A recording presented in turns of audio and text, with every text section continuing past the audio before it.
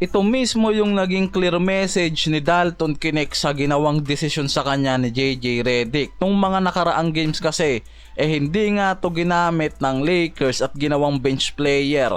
At sa huling impressive na laro nitong si DK kontra sa Nuggets, dyan na rin mismo nagdesisyon itong si JJ Redick na ibalik ang rookie guard na to mula sa bench at tanggalin sa rotation mismo ng Lakers.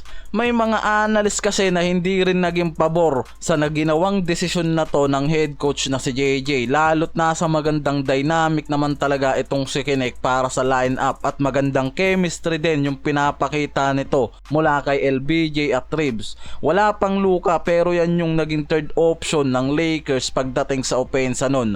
Kaya malaking pagkakamali nga yung ginawa nitong si JJ Redick na ibalik itong si Knecht sa bench. At itong si Hachimura yung ginamit dyan ni JJ Redick after ng recovery nito sa injury. Si DK kasi galing yan sa 7th overall pick na rookie guard na pinapakita nga yung magandang performance niya sa Lakers at talagang napakinabangan yung pagiging elite scorer niyan. Mula sa 73 games niya ngayong regular game at nag-average pa yan ng 9.5 points at 3.7 rebounds.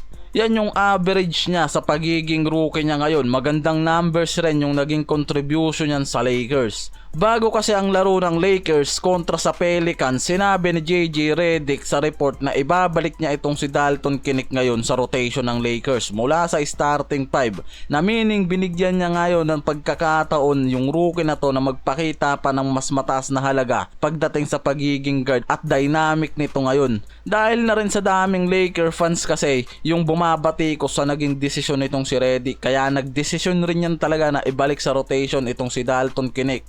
Nakita naman natin na maganda yung naging outcome ng bagay na yan.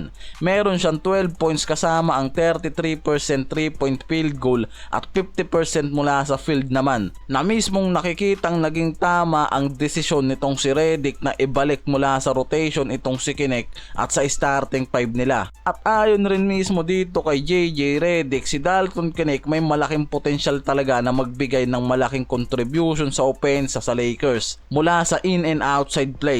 Lalo na sa pagpasok nga araw ng playoffs, yan yung maaaring gamitin nitong si Redick.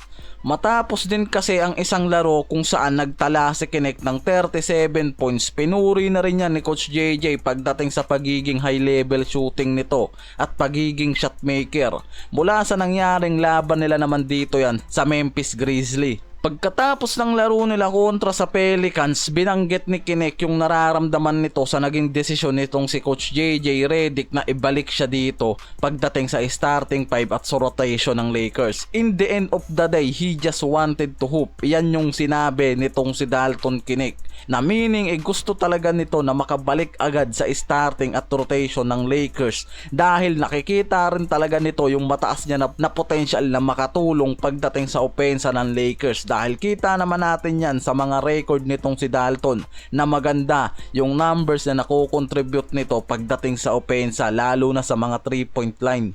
At siya mismo nga yung nare-report na nag-request kay JJ Redick at sa GM na si Rob Pelinka na gamitin siya mismo sa magiging laro kontra dito sa Pelicans hanggang sa pagpasok ng postseason games, na hindi naman nasayang yung desisyon na yan sa paggamit dito kay Knecht dahil nakita nga dyan yung pagiging agresibo at dynamic player nito na maaasahan mula sa pagiging elite scorer.